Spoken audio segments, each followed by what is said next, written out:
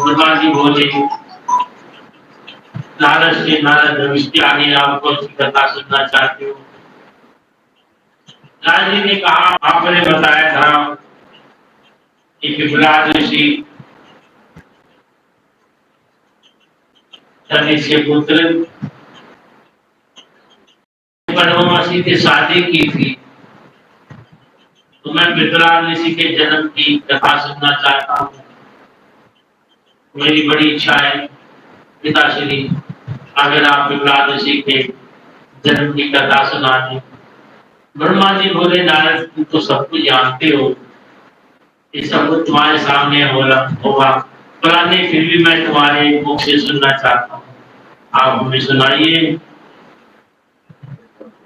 ब्रह्मा जी कहते, अच्छा नारद, चलो तुम्हारी इच्छा है तो हम तुम्हें सुनाते हैं पिपलाद ऋषि का जन्म।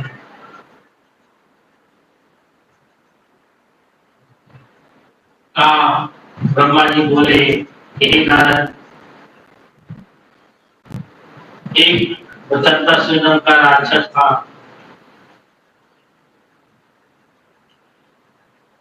वो बड़ा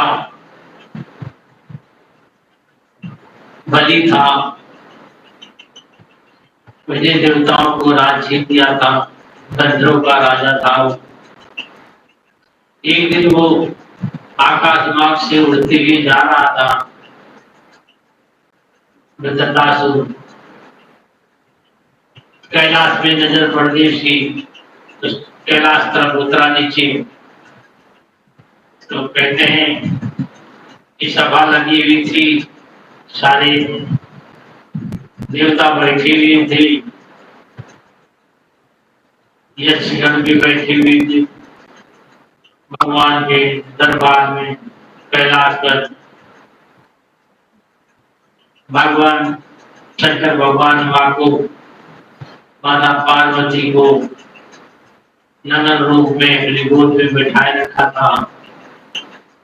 और दंतासुर जब नीचे उतरा तो देखा तो भगवान को बहुत बुरा बुरा बोलना चालू कर दिया, तुम्हें शर्म नहीं आती है, तुम्हें लज्जा नहीं आती है, तुम सभी देवताओं सामने, यक्षों सामने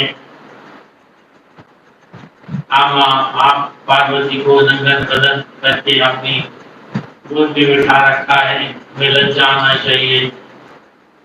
बड़ा बुरा बोला बोला तो माता पार्वती को विरुद्ध हो गई, और गंधर्व के राजा जो दत्तासुर था, उसको उन्होंने श्राप दे दिया कि जाओ, तुम राक्षस हो जाओ, जमीन पर जाकर निवास करो।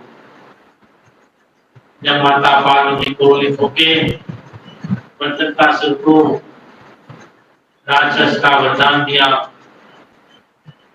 गंधर्व के राजा को जब श्राप दे दिया दत्तासुर को, तो जमीन पे आकर माता के सामने दोनों हाथ जोड़ के बोला, माता क्षमा करो, गलती हो गई, मैं माफ करो। माता का साथ नहीं होता है। तब दत्तासुर से कहा, मांगा, कहा, माता ने मांग दे, तुम क्या चाहते हो? तो दत्तासुर ने कहा, माता हमें वरदान दो कि मैं बड़ा बली हूँ, मैं 3 लोगों में राज्य करूं, और मैं सास से न मारा जाऊं। माता ने कहा, ऐसे होगा, पर तुम कुछ वर्ष मारे जाओगे, जब किसी की हड्डियों का ब्रिज बनेगा, उससे तुम्हारी मौत होगी। तो दत्तासुर को बड़ा बली हुआ, उसने 3 लोगों में राज किया, देवताओं से राज छीन दिया, ठीक करके राज करने लगा। समय होता गया, देवता छिप छिप के इधर उधर रहने लगे। सभी देवताओं ने एक दिन सभी इकट्ठा होकर गुफाओं से निकल कर के ब्रह्मा जी के पास जाने का विचार किया। ब्रह्मा जी के पास बोले कि ब्रह्मा जी,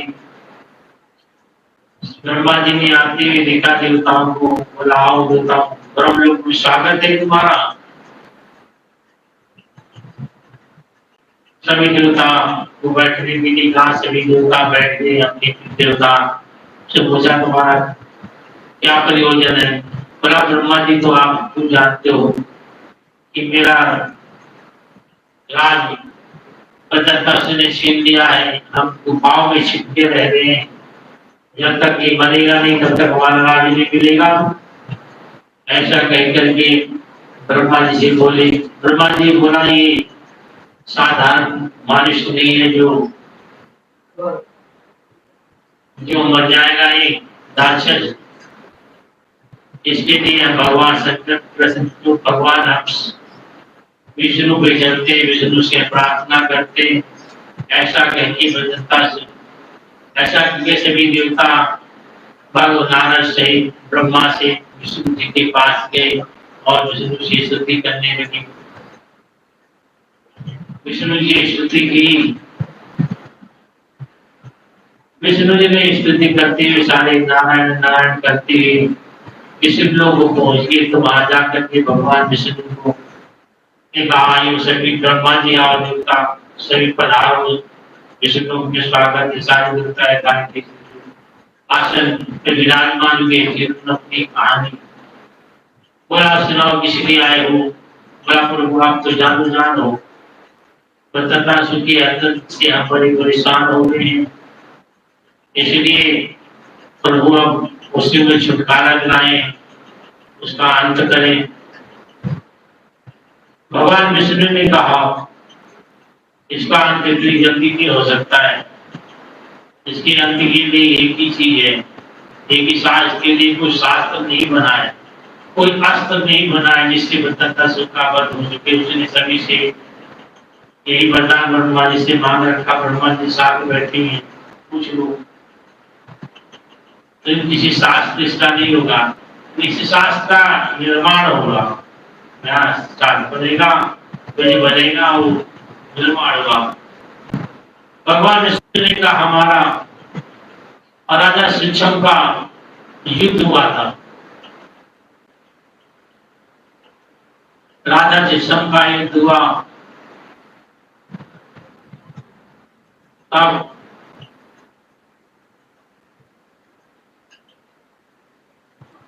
युद्ध के बाद हार गए दधिच ऋषि राजा के साथ में, राजा शिक्षम साथ।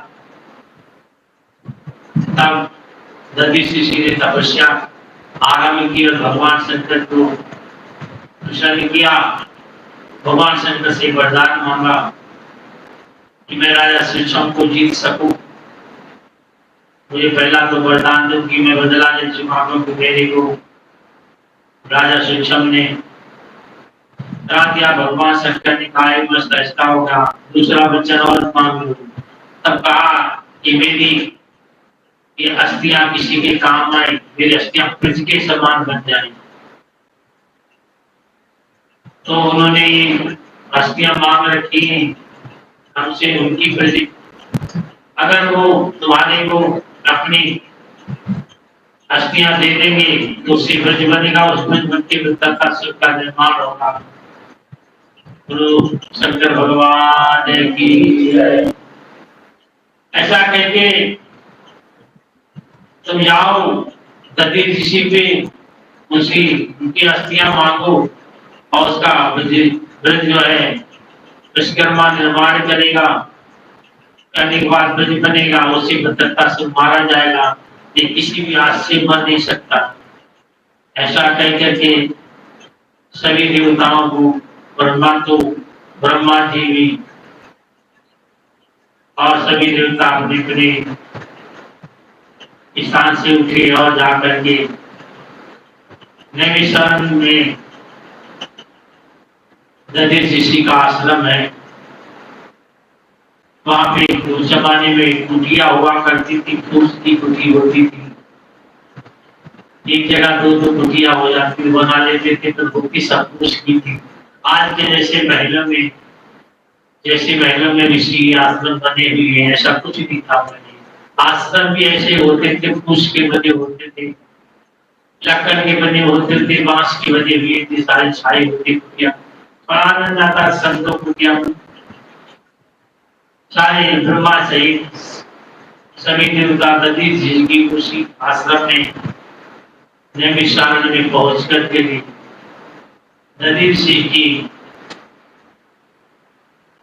कुटी में प्रवेश की। नदी सिंह ने कहा, ये ब्रह्मा स्वागत है, सभी देवताओं आपका स्वागत है। सभी को उचित स्थान दिया और बाद में नदी सिंह तो पहले अंतर्यामी थे, स्वयं भगवान शंकर देव की अवतारी थे, तो जानते थे सब कुछ थे। फिर भी उन्होंने कहा, देवताओं आवागमन का कारण बताओ, हमारे यहाँ किसी लिए आए हो। फिर उनको विचार आया कि पत्नी के सामने सुचारा, उनकी पत्नी उनके साथ में थी। उन्होंने मन में सोचा कि पत्नी के सामने पति से हमारा शरीर मानेगी तो पत्नी बड़ी क्रोधित हो जाएगी और अपने सामने हमें मरा हुआ नहीं देख पाएगी। इसी कारण सुशीला से बोला, सभी देवता लोग आए, इनके स्वागत के लिए जलपान लेके आओ अंदर से। सुचेता को जलपान ने भेज दिया। उसके बाद जब कहा, हाँ बोलो, बोला मैं प्रभु आपका शरीर मांगने आया हूँ ताकि आपके शरीर की हड्डियों से बने बने और दृश्यता हो। आपने भगवान शंकर से ये वरदान मांग रखा है। बोला हाँ मैंने मांग रखा है, पर तो आप देखो ना, ये मनुष्य जीवन मिलना बड़ा दुर्लभ होता है। अपना शरीर कौन दे देगा, कौन त्याग देगा। देवता बोले प्रभु आपने तो मांग रखा है कि देवताओं किसी के काम आए। हाँ बोले, मनुष्य ही बड़ा भागी है जो किसी के काम आए। मरना तो है ही, संसार में सब कोई शरीर त्यागना भी, पर त्यागने समय मोह सबको होता है, तो हमें भी शरीर का मोह है। पर परोपकार के लिए अगर शरीर तक दिया जाए तो इससे बड़ा कोई उपकार नहीं है। ऐसा कह के कहा तुम बैठो। सभी देवताओं बीच में बैठ के गति ऋषि योग स्थान में बैठ करके ध्यान लगाते हुए शरीर को छोड़ दिया। शरीर से प्रस्थान कर, शरीर से आत्मा प्रस्थान करके कैलाश को। देवताओं ने देखा गिरी को गिरे पड़े हुए हैं।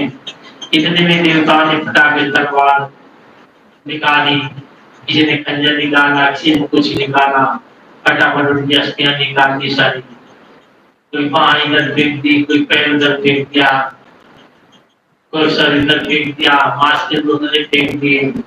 जल्दबाजी में उन्होंने इधर उधर का मांस के टुकड़े फेंक दिए नदी ऋषि के, और सारी नदियां इकट्ठा कर दी और इकट्ठा के चले गए। शंकर भगवान की जय।